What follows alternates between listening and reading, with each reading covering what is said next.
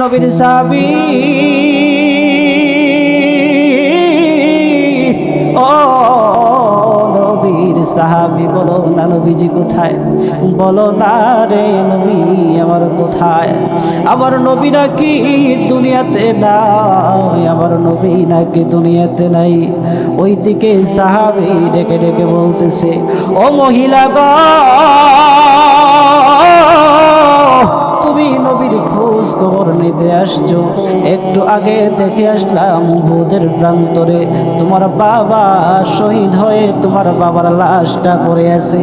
ওই মহিলার মধ্যে কোনো পরিবর্তন হয় না, ওই মহিলার মন এখনো পরিবর্তন হয় না। আরো সামনের দিকে অগ্রসর হলো, সামনের দিকে অগ্রসর হলো। আরেক নবীর সাহাবীর সাথে মহিলার সাক্ষাৎ হয়ে যায়। মহিলা ডেকে ডেকে বলতেছে, নবীর সাহাবী বলো না রে নবী কোথায়, বলো না রে নবী কোথায়। তখন সাহাবী ডেকে ডেকে বলতেছে, মহিলা গো, ও মহিলা, দেখে আসছি তোমার সন্তানের লাশ উহুদের প্রান্তরের মধ্যে পড়ে আছে, যাও তোমার সন্তানের লাশ তুমি গ্রহণ করো। ওই মহিলার মধ্যে কোনো পরিবর্তন হয় না। আরো সামনের দিকে অগ্রসর করো, আরো সামনের দিকে অগ্রসর হওয়ার পরে আরেক নবীর সাহাবীর সাথে সাক্ষাৎ হয়ে যায়। নবী আমার মদিনার বুলবুল, আমার আল্লাহ ভালোবেসে নাম রাখিলেন মুহাম্মদ রাসূল। শেষ নবীজি না মানিলে, শেষ নবীজি না মানিলে থাকবে না ঈমান। আশিক বিনে কে বুঝিবে আমার দয়ার নবীর শান। উহুদের যুদ্ধের দিন মদিনার মধ্যে খবর পৌঁছে গেছে, নবীজি নাকি দুনিয়াতে নাই, নবীজি নাকি দুনিয়াতে নাই, নবীজি নাকি শহীদ হয়ে গেছে। সবাই কান্দে। একদিকে আনসারী মহিলা বলে, আমি যতক্ষণ পর্যন্ত আমার দয়াল নবীকে না দেখবো আমি ততক্ষণ পর্যন্ত বিশ্বাস করব না। বলেন আল্লাহু আকবার। ওই আনসারী মহিলা উহুদের যুদ্ধের দিন উহুদের প্রান্তরে তিনি ছুটতে লাগলেন, ঘোড়ার মধ্যে উঠে তিনি ছুটতে লাগলেন। কিছু দূর যাওয়ার পরে এক নবীর সাহাবীর সাথে সাক্ষাৎ হয়ে যায়। মহিলা ডাক দিয়ে বলে, নবীর সাহাবী ও নবীর সাহাবী বলো না নবীজি কোথায়, বলো না রে নবী আমার কোথায়। আমার নবী নাকি দুনিয়াতে নাই, আমার নবী নাকি দুনিয়াতে নাই। ওইদিকে সাহাবী ডেকে ডেকে বলতেছে, ও মহিলা গো, তুমি নবীর খোঁজ খবর নিতে আসছো। একটু আগে দেখে আসলাম উহুদের প্রান্তরে তোমার বাবা শহীদ হয়ে তোমার বাবার লাশটা পড়ে আছে। ওই মহিলার মধ্যে কোনো পরিবর্তন হয় না, ওই মহিলার মন এখনো পরিবর্তন হয় না। আরো সামনের দিকে অগ্রসর হলো, সামনের দিকে অগ্রসর হলো। আরেক নবীর সাহাবীর সাথে মহিলার সাক্ষাৎ হয়ে যায়। মহিলা ডেকে ডেকে বলতেছে, নবীর সাহাবী বলো না রে নবী কোথায়, বলো না রে নবী কোথায়। তখন সাহাবী ডেকে ডেকে বলতেছে, মহিলা গো, ও মহিলা, দেখে আসছি তোমার সন্তানের লাশ উহুদের প্রান্তরের মধ্যে পড়ে আছে, যাও তোমার সন্তানের লাশ তুমি গ্রহণ করো। ওই মহিলার মধ্যে কোনো পরিবর্তন হয় না।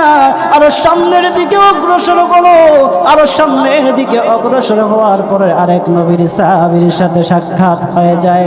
ডেকে ডেকে বলতেছে, নবীর সাহাবী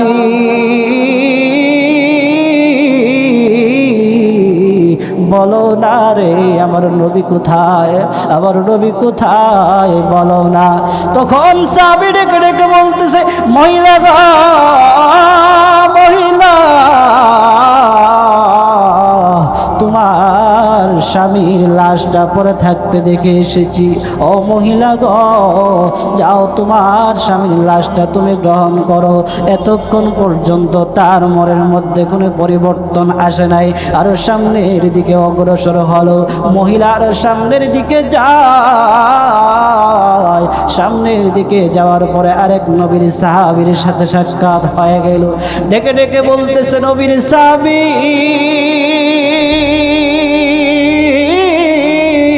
ও নবীর সাহাবী রে, বলো নবীজি কোথায়? আমার নবীকে দেখার জন্য আমার মন ছটফট করতেছে। আরেক সংবাদ দিল, মহিলা গো, তোমার ভাইয়ের লাশটা উহুদের প্রান্তরে পড়ে থাকতে দেখে এসেছি। তোমার ভাই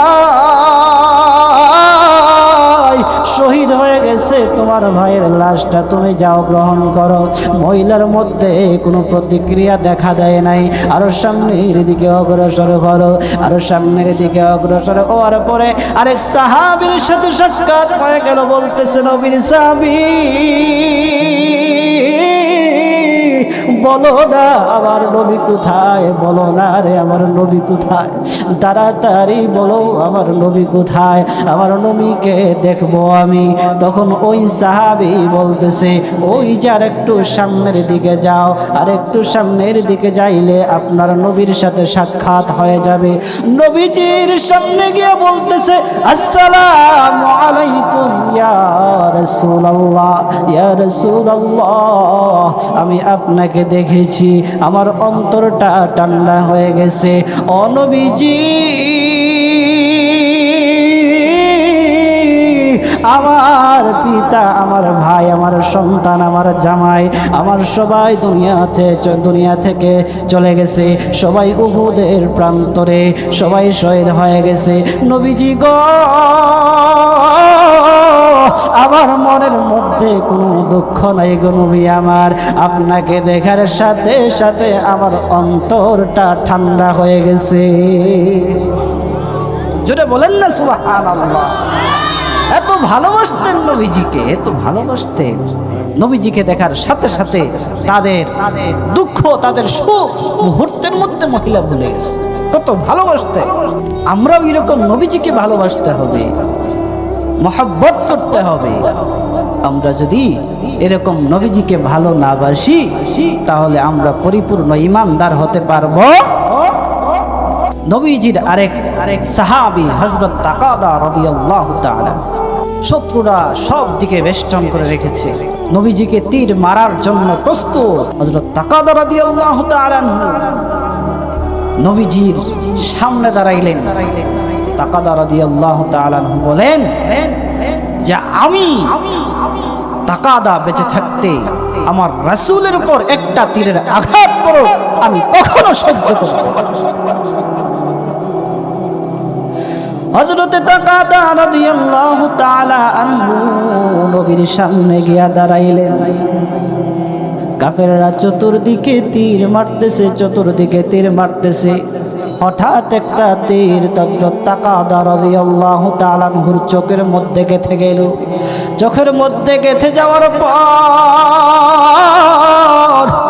চোখটা সাথে সাথে বের হয়ে চলে আসলো।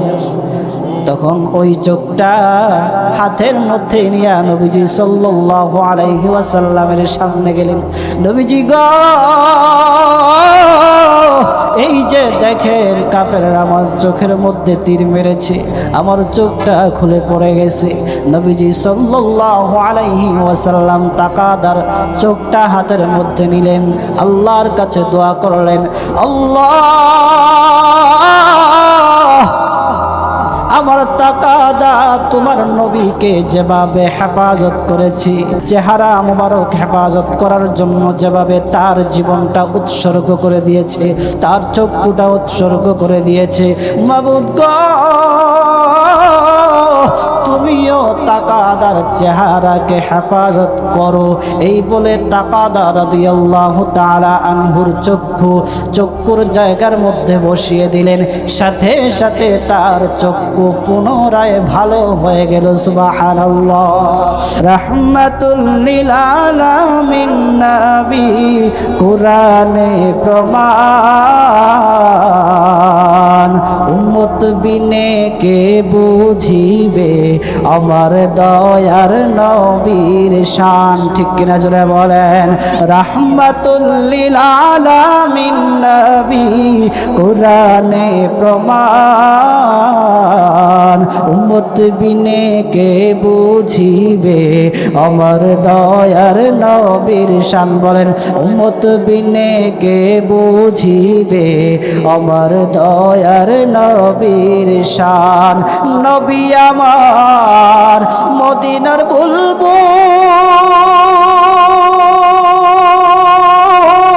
আমার আল্লাহ ভালোবেসে নাম রাখিলেন মুহাম্মদ রাসূল আল্লাহু আকবার আরো জোরে বলেন আল্লাহু আকবার নবী আমার মদিনার বুলবুল আমার আল্লাহ ভালোবেসে নাম রাখিলেন মুহাম্মদ রাসূল শেষ নবীজি না মানিলে শেষ নবীজি না মানিলে থাকবে না ঈমান আশিক বিনে কে বুঝিবে আমার দয়ার নবীর শান উম্মত বিনে কে বুঝিবে আমার দয়ার নবীর শান লা ইলাহা লা ইলাহা ইল্লাল্লাহ লা ইলাহা জোরে লা ইলাহা লা ইলাহা লা ইলাহা ইল্লাল্লাহু মুহাম্মাদুর রাসূলুল্লাহ সবাই জুড়ে বলেন সাল্লাল্লাহু আলাইহি ওয়াসাল্লাম আরো জোরে বলেন সাল্লাল্লাহু আলাইহি ওয়াসাল্লাম এই যে বললাম সাল্লাল্লাহু আলাইহি ওয়াসাল্লাম আমরা বলতে দেরি আমাদের উপর আল্লাহ তাআলা 10টা রহমত নাজিল করতে দেরি করেন নাই এই জন্য কেউ যদি রাসূলের প্রতি একবার দরুদ পড়ে আল্লাহ তাআলা সাথে সাথে তার উপর 10টা রহমত নাজিল করেন বলেন সুবহানাল্লাহ শুধু তা নয় শুধু 10টা রহমত যে তার উপর নাজিল করেছেন তা নয় আল্লাহ তাআলা তার পিছনের 10টা গুনাহ মাফ করে দিয়েছেন সুবহানাল্লাহ আরো আস্তে করে এখন সুবহানাল্লাহ জোরে বলেন সুবহানাল্লাহ এই জন্য দুরুদের ফজিলত আছে না নাই আর দুরুদ পড়লে রাসূলের প্রতি ভালোবাসা সৃষ্টি হয় দুনিয়াতে দেখেন না টুনা যখন টুনিরে ভালোবাসে তখন তার নামটা নিতেও মজা লাগে আছে না জন্টু যখন লাইলিরে ভালোবাসে তখন তার নামটা যখন তার সামনে উচ্চারণ করা হয় তখন তার অন্তরে একটা প্রশান্তি অনুভব হয় এই জন্য রাসূলের নাম যত বেশি জপবেন রাসূলের শানে যত বেশি দরুদ পড়বেন আপনার অন্তরে প্রশান্তি দিবে কে আল্লাহ এই জন্য রাসূলের প্রতি ভালোবাসা বাড়ানোর একটা মাধ্যম হচ্ছে বেশি বেশি করে দরুদ পড়া বেশি বেশি করে কি পড়া জুড়ে বলেন কি পড়া দরুদ পড়া পড়বেন তো ইনশাআল্লাহ পড়বেন তো দৈনিক কমপক্ষে 100 বার কয়বার অনেকের রাত্রে ঘুম আসে না ছটপট করেন আসে না এইদিকে ফিরেন ওইদিকে ফিরেন কিন্তু ঘুম আসে না আরে ঘুম আসে না টেনশন পেরেশান একটা মেডিসিন বলে যাই আপনার ঘুম আসতেছে না চিন্তার কোনো কারণ নাই আপনি বালিশের সাথে মাথাটা লাগায়া আপনি পড়তে থাকেন সাল্লাল্লাহু আলাইহি ওয়াসাল্লাম সাল্লাল্লাহু আলাইহি ওয়াসাল্লাম সাল্লাল্লাহু আলাইহি ওয়াসাল্লাম। ধ্যান খেয়ালের সাথে যদি আপনি আল্লাহর রাসূলের শানে, আল্লাহর রাসূলের উপর দরুদ শরীফ পড়তে পারেন, তাহলে দেখবেন আল্লাহ তাআলা আপনার উপরে রহমত নাজিল করার কারণে আপনার ঘুম কিভাবে চলে আসবে আপনি নিজেও টের পাবেন না। সুবহানাল্লাহ। ঠিক আছে তো? পড়বেন তো ইনশাআল্লাহ। এই জন্য যাদের ঘুম আসে না, এই ঘুমের মেডিসিনটা হচ্ছে এটা। ঔষধ খাওয়ার দরকার নাই, ঔষধ খাইবেন না আপনি। বেশি না, একটা সপ্তাহে আমলটা করেন, পরীক্ষিত আমল। একটা সপ্তাহ আপনি আমল করেন যে হুজুরে যেহেতু বলছে যে ঘুমের ওষুধ খাওয়া লাগবে না, দুরুদের মাধ্যমে ঘুম আসবে, একটু দেখি তো। আপনি ঘুম না আসলে আপনি বালিশের সাথে মাথাটা লাগায় লাগায় দুরুদ পড়বেন, সাল্লাল্লাহু আলাইহি ওয়াসাল্লাম, সাল্লাল্লাহু আলাইহি ওয়াসাল্লাম, সাল্লাল্লাহু আলাইহি ওয়াসাল্লাম পড়েন, দেখবেন আপনার ঘুম আসে কিনা। যদি ঘুম না আসে, আপনার এই যে মুহতামিম সাহেবটা ধরবেন যে হুজুরে আপনার বন্ধু বইলা গেছিল যে ঘুমের একটা ঔষধ বইলা গেছিল, এখন তো আমি তো পড়ি কিন্তু ঘুম আসে না, কি করা যায়? ওনারা ধরবেন, পারবেন তো? আমারও তো আর পাইবেন না, আমারও গিয়ে পাইবেন হেমায়তপুরে, বুঝছেন তো? ওনাকে ধরবেন, উনি যেহেতু কাছে আছে। তো বেশি বেশি দুরূদ পড়বেন, দুরূদ পড়লে দুনিয়া এবং আখিরাতে কল্যাণ দান করবেন কে? পারবেন তো ইনশাআল্লাহ? মিথ্যা না, একবারে সত্য, খাঁটি কথা। দেখি হাত ওঠান, কে কে পড়বেন? দৈনিক 100 বার। পারবেন তো? না পারেন কমপক্ষে 11 বার। কয়বার? 11 বার পড়বেন তো ইনশাআল্লাহ। যাদের ব্যবসা আছে, ব্যবসার মধ্যে বৈশা, দোকানের মধ্যে বৈশা পড়েন সাল্লাল্লাহু আলাইহি ওয়াসাল্লাম, সাল্লাল্লাহু আলাইহি ওয়াসাল্লাম। ক্ষেত খামার কৃষিকাজ করতেছেন, আপনি চারা রোপণ করতেছেন, একটা চারা রোপণ করতেছেন, আর পড়েন সাল্লাল্লাহু আলাইহি ওয়াসাল্লাম, দেখবেন আপনার ফসলের মধ্যে বরকত দান করবেন কে? এই জন্য দুরূদের কোনো বিকল্প, বলেন দুরূদের কোনো বিকল্প পড়ব তো ইনশাআল্লাহ। হাত উঠান আবার, বলে আল্লাহ আল্লাহ সাক্ষী রেখে বলছি আমরা প্রতিদিন দুরূদ পড়ব ইনশাআল্লাহ। আল্লাহ তাআলা আমাদের সবাইকে ইখলাসের সাথে রাসূল সাল্লাল্লাহু আলাইহি ওয়াসাল্লামের প্রতি ভালোবাসা রেখে বেশি বেশি করে দুরূদ পাঠ করার তৌফিক দান করুন। সকলে বলেন আমিন। কষ্ট পায়ে থাকলে আল্লাহর রাস্তায় মাফ করেন।